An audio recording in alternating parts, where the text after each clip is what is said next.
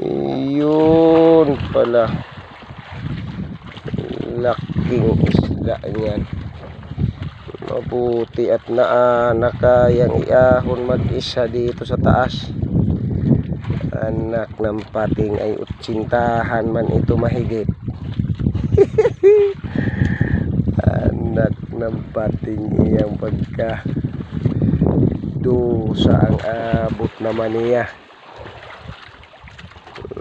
Sus na lang.